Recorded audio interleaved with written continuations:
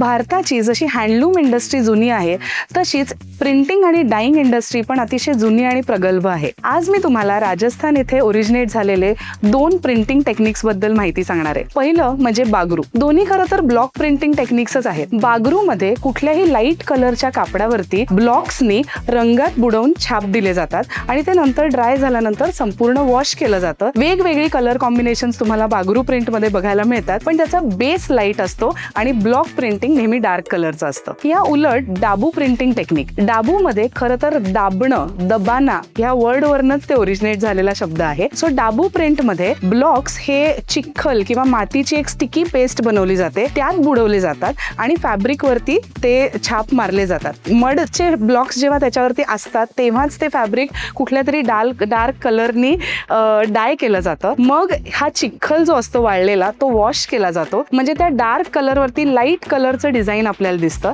आणि मग हे लाईट कलरचं डिझाईन एखाद्या लाईट शेड मध्ये पुन्हा डाय होतं.